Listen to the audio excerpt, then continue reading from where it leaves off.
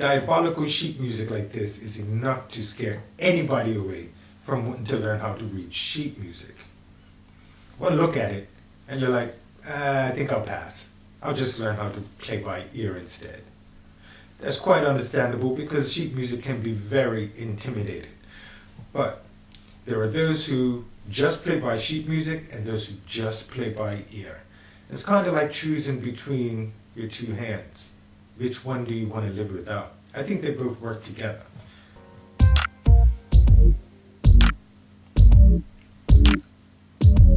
Hi everybody, CJ here, and today we're talking about sheet music, reading sheet music versus playing by ear. And really, to me, there shouldn't be any comparison. The two are complementary. They're both learnable skills and they're both really important.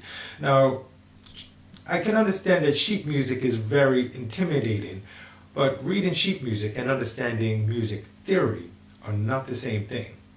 Yeah, you need to understand some music theory in order to read sheet music, but you don't need to be proficient at reading sheet music in order to understand music theory. Music theory is used also for improvisation and playing by ear. So no matter which way you go, you're going to need to use music theory. But another way of looking at this is like understanding that music is a language.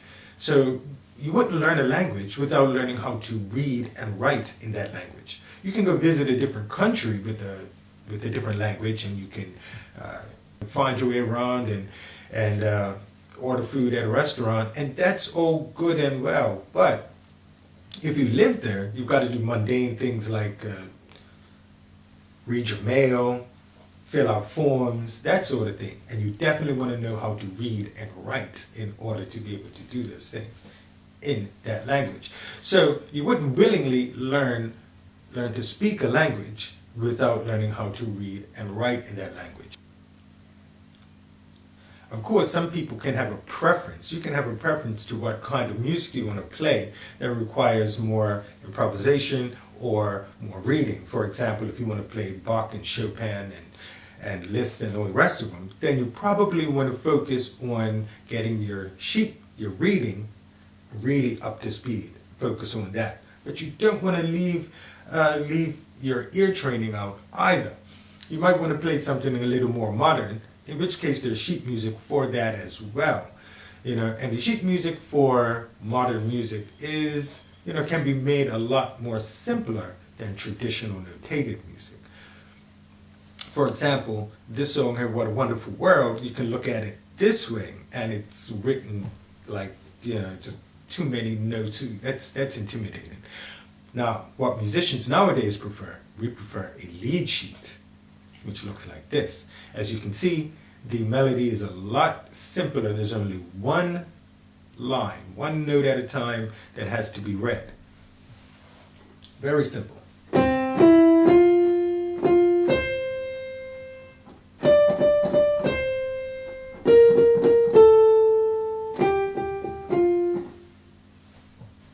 And then we're allowed to improvise on that.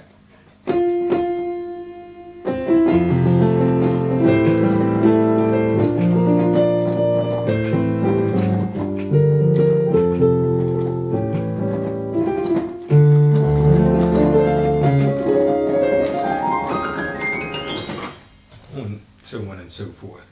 We can improvise on that, but that improvisation, where do we get those notes from? We get those notes from the chords, which are written with these chord symbols. Now, in order to improvise, you actually need to understand enough music theory to know what these chord symbols mean and how to interpret them. Music theory is both for improvisation and for reading sheet music. Both of these skills are learnable. You don't need to have extra special talent or extra special genius to do both of them.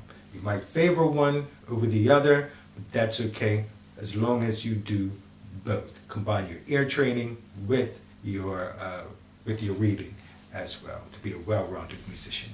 So I hope you enjoyed this video. I hope you learned something. If so, please click like and subscribe, and I'll see you next time. Thanks.